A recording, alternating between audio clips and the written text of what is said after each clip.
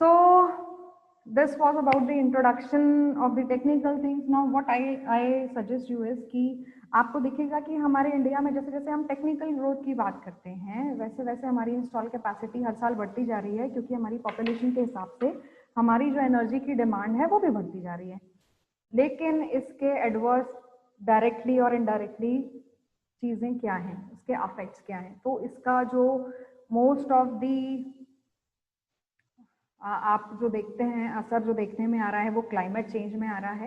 As you can see there are 3 upper part of the slide में you can see there are forest fire, snowfall in desert and melting glacier. ये सारे जो figures हैं ये 2020 के हैं। ये साउथ अफ्रीका का जो डेजर्ट है वहाँ का इस बार का स्नोफॉल का पिक्चर है, रियल पिक्चर है। ये फॉरेस्ट फायर के पिक्चर हैं। आपको मालूम है जंगलों में आग लग रही है।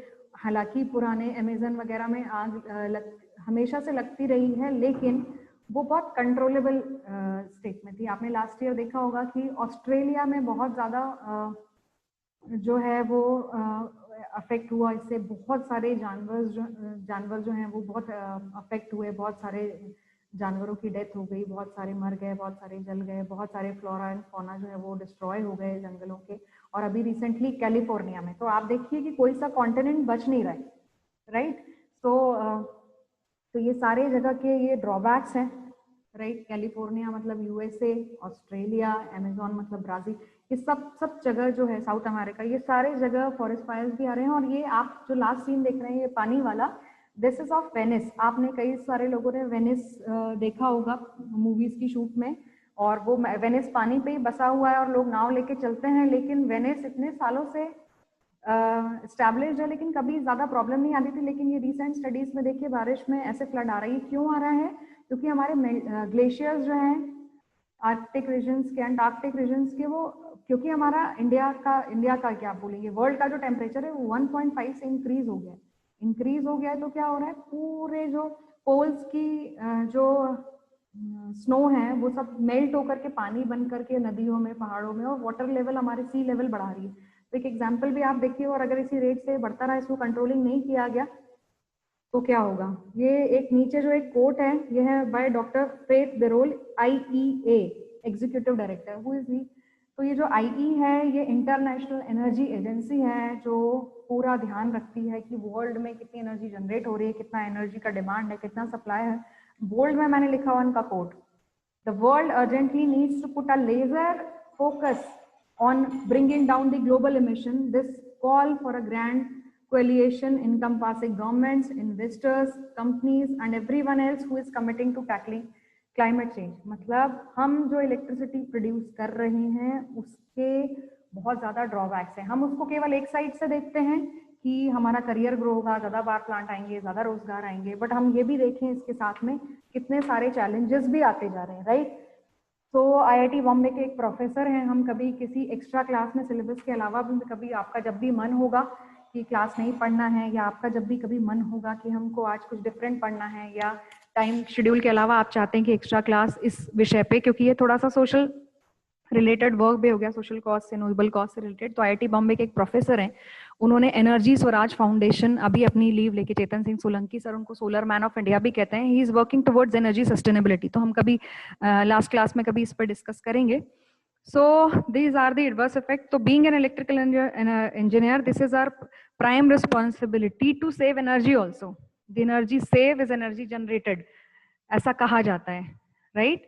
कि आप जितना इलेक्ट्रिसिटी सेव करेंगे, क्योंकि ये सब रन टाइम की बात होती है। इलेक्ट्रिकल एनर्जी को हम सेव करके लॉन्ग टर्म में नहीं रख सकते, थोड़ा बैटरी के टर्म में रख सकते हैं, बट लॉन्ग टर्म में उसको सेव करके रखा नहीं जा सकता, राइट? तो हमको उसको रन टाइम पे प्रोड्यूस करना ही पड़ता है। जितनी ज़्यादा हमारी डिमांड होगी उसके हिसाब से हमको इंस्टॉल करने पड़ेंगे पावर प्लांट्स पूरी वर्ल्ड में। तो ये सारी चीज़ें हैं, इसका हमको ध्यान रखना है। और ये भी ध्यान रखना है कि हम कितना इलेक्ट्रिसिटी बचा सकते हैं। Being an electrical engineer, this is our moral responsibility कि हम एनर्जी के लिए अपनी जो क्या रिस्पॉन्सिबिलिटी बनती है ना, उसको ध्यान दें। कोशिश करें, अभी तो आप लोग घर में हैं तो कोशिश करें कि जितना भी एक्स्ट्रा आपका जहाँ पर सेव कर सकते हैं आप इलेक्ट्रिसिटी को सेव करिए। जहाँ ज़रूरत नहीं है वहाँ AC मत चलाइए, जहाँ ज़रूरत नहीं है वहाँ फैन नहीं चलाइए, जहाँ ज़रूरत नहीं है वहाँ लाइट नहीं चलाइए। कोशिश कीजिए, we can try, at least we are energy engineer so we can feel this, right? this is all about my lecture of today. I hope the session, there is one last slide also, but I think there is some technical problem and this slide has not been moving, so we'll be discussing it later. Or I want you to put in chat box what are the suggestions. You can personally WhatsApp me. You most of you have the my number also, so you can put in the suggestion box if you are having any suggestion, if you are having any feedback. So this was the overall introduction of the class, and from next class we'll be studying the types of energy sources, right? So if anybody is having any question, you can put in. Yes, this is the last slide and it has been displayed now. I think you are able to see it. हमारे पास 1-2 minute बचा हुआ है, I guess. तो ये 1-2 minute में हम इसको discuss करते हैं कि दिस इज न्यू नॉर्मल. देखिए ये जो सेमेस्टर है ये लास्ट सेमेस्टर से थोड़ा डिफरेंट है. कैसे है? क्योंकि आप आधा पढ़ चुके थे ऑफलाइन और आधा आपको ऑनलाइन पढ़ना था. तो अभी क्या है, आपको ये न्यू जो नॉर्मल है इसको अडॉप्ट करना पड़ेगा, है ना. आपको एक पॉजिटिव माइंडसेट डेवलप करना पड़ेगा कि ऑनलाइन क्लासेस जो हैं इसी में आपको पढ़ना है, इसी में आपको असेसमेंट होगा. और आई होप कि अगर दिसंबर तक, आपके नवंबर एंड तक, आपके एग्जाम्स तक अगर चीज़ें सब ठीक हो जाएंगी तो हम उसको आप हो सकता है ऑफलाइन एग्जाम भी दें, और वो देना ही है. और आपको बहुत सिंसियरली फर्स्ट क्लास से हर एक क्लास को अटेंड करना है. लाइक यू हैव बीइंग, आप बहुत अच्छे बच्चे हैं. आप सब लोग जैसे लास्ट टाइम तक करते चले जा रहे थे वैसे ही आपको करना है, राइट. क्लासेस अटेंड करनी है. अगर कोई लास्ट में आया हो, छूट गया हो, तो आप ज़रा फिर से अपना रोल नंबर लिख दीजिए. जो छूटे हुए हों, बार बार रिपीट करने की ज़रूरत नहीं है, बट जो छूट गए हों वो अपना रोल नंबर ज़रूर लिख दें चैट बॉक्स में. अटेंडेंस उससे काउंट हो जाएगी.